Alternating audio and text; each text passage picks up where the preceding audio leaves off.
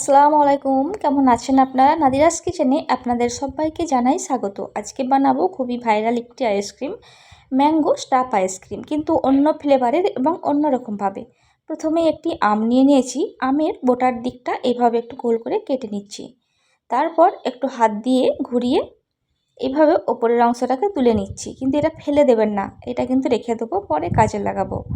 এবার একটা ছুরির সাহায্যে আঠির সাইড থেকে একটু করে কেটে দিচ্ছি, এতে করে আঠিটা তুলতে খুবই সুবিধে হবে। খুব সহজভাবে আমের আঠিটা উঠে আসবে। খুব ভালো করে এটি কেটে নিয়েছি। তারপর একটা সাঁড়াশির সাহায্যে এইভাবে ঘুরিয়ে ঘুরিয়ে আঠিটাকে তুলে নিচ্ছি। তারপর আমের আঠিটা বের করে নিচ্ছি।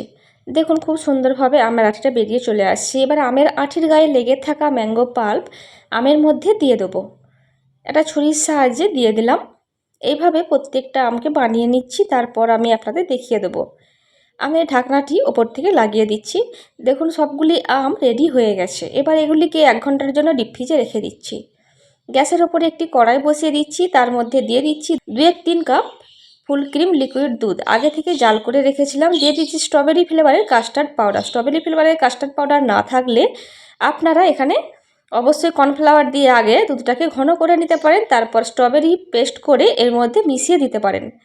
1.5 চা চামচ স্ট্রবেরি ফ্লেভারের কাস্টার্ড পাউডার দিলাম আর 2 টেবিল চামচ চিনি দিয়ে দিলাম। সব কিছুকে আগে খুব ভালো করে মিশিয়ে নেব। তারপর গ্যাসের ফ্লেমটি অন করে দিয়েছি। 1.5 থেকে 2 মিনিট জাল করার পরে দেখুন এরকম ঘন হয়ে আসছে। এবার এদিকে নামিয়ে রাখছি। এইভাবে আমি সব ফ্লেভারগুলি বানিয়ে নেব। আবারও দিয়ে দিলাম 2-3 কাপ লিকুইড দুধ, তার মধ্যে দিয়ে দিচ্ছি কর্নফ্লাওয়ার 2 চা চামচ ভর্তি করে। কর্নফ্লাওয়ার আগে মিশিয়ে নিয়েছি, তারপর দিয়ে দিচ্ছি 2 টেবিল চামচ চিনি। আবারও সব কিছুকে ভালো করে মিশিয়ে দিচ্ছি। তারপর গ্যাসের ফ্লেমটি অন করেছি, মিডিয়াম ফ্লেমে এটিকেও 2 মিনিট মতো জাল করে নিয়েছি। তারপর দেখুন ঘন হয়ে গেছে, এটিকেও নামিয়ে রাখলাম। কড়াই ধুয়ে পরিষ্কার করে আবারও দিয়ে দিচ্ছি 2-3 কাপ লিকুইড দুধ। চিনি দিয়ে দিচ্ছি 2 টেবিল চামচ আর ম্যাঙ্গো ফ্লেভারের কাস্টার্ড পাউডার দিচ্ছি 2 চা চামচ ভর্তি করে। আপনারা অবশ্যই এখানে দুধটিকে আগে কর্নফ্লাওয়ার দিয়ে জাল করে তারপর ম্যাঙ্গো পাল্প এর সাথে মিশিয়ে দিতে পারেন। দেখুন 2 মিনিট মতো জাল করে নিয়েছি। তারপর দেখুন এরকম ঘন হয়েছে, নামিয়ে রাখছি। আবারও দিয়ে দিলাম 2-3 কাপ লিকুইড দুধ। আর এখানে আমি ব্যবহার করছি আইসক্রিম প্রিমিক্স, এখানে চকলেট ফ্লেভার ব্যবহার করছি। আইসক্রিম প্রিমিক্স না থাকলে আপনারা এখানে ডার্ক চকলেট বা কোকোয়া পাউডারটা ব্যবহার করতে পারেন। আইসক্রিম প্রিমিক্সের মধ্যে যেহেতু চিনি থাকে তাই আমি আর চিনিটা দিচ্ছি না। 2 মিনিট মতো জাল করে নিলাম। জাল করে সবগুলিকে দেখুন দেখতে ঠিক এরকম হয়েছে।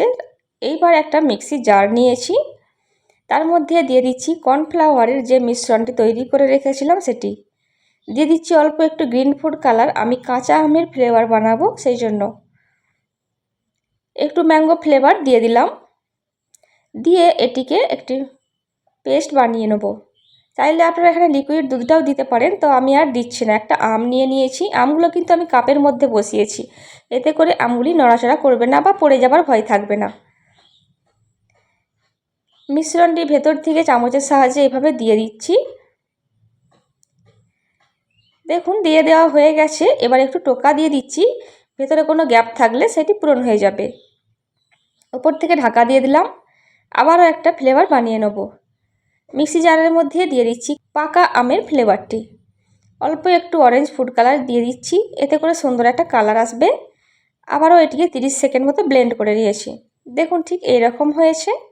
একটা আম নিয়ে নিয়েছি আর আমের মধ্যে দিয়ে দিচ্ছি, দিয়ে এটিকেও ঢাকনা দিয়ে দিলাম।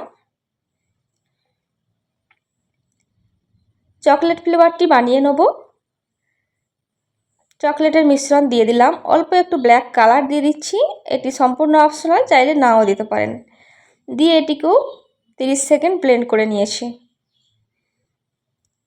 আমের মধ্যে এই মিশ্রণটিকেও দিয়ে দিচ্ছি, দিয়ে দিলাম। ওপর থেকে একটু ঢাকনা দিয়ে দিচ্ছি। এইবার লাস্ট বানাবো স্ট্রবেরি ফ্লেভারের মিশ্রণটি। দিয়ে দিলাম মিক্সার জারের মধ্যে। একটু পিঙ্ক কালার দিচ্ছি, এতে করে সুন্দর একটা কালার আসবে। 30 সেকেন্ড মতো ব্লেন্ড করে নিয়েছি, তারপর আমের মধ্যে দিয়ে দিলাম। সবগুলিকে বানানো হয়ে গেছে।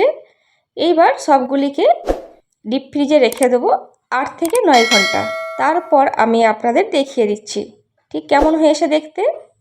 8 ঘন্টা পর দেখুন বের করে নিয়ে এসেছি। এবার এখান থেকে একটি আম তুলে নিচ্ছি। ঢাকনাটি দেখুন খুলে এরকম সুন্দরভাবে আমটি জমে গেছে। এবার এটিকে হাতের মধ্যে একটি কাপড় নিয়ে নিয়েছি, এতে করে ঠান্ডা লাগবে না। দিয়ে খুব ভালো করে প্লাট দিয়ে এটিকে খোসা ছাড়িয়ে নিচ্ছি।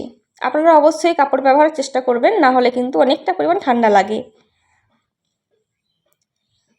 খুব ভালোভাবে খোসাগুলি ছাড়ানো হয়ে গেছে, দেখুন ঠিক দেখতে এরকম হয়েছে। এবার আমি আপনাদের একটা ফ্লেভার কেটে দেখাচ্ছি ভেতরটা ঠিক কেমন হয়েছে। স্ট্রবেরি ফ্লেভারটি আপনাদের কেটে দেখাচ্ছি। আমি একটু পাতলা পাতলা করে স্লাইসটা করছি, আপনারা চাইলে মোটাও করতে পারেন, তো পাতলা করে করলে বেশি দেখতে ভালো লাগে। দেখুন কতটা সুন্দর হয়েছে। সবগুলো কেটে নেওয়া হয়ে গেছে, দেখুন ঠিক এইরকম হয়েছে দেখতে। কতটা সুন্দর লাগছে দেখতে। বাড়িতে একবার হলেও অবশ্যই বানাবেন, আশা করি আপনাদের খুবই ভালো লাগবে। আমার রেসিপি যদি আপনাদের ভালো লেগে থাকে অবশ্যই একটি লাইক দেবেন।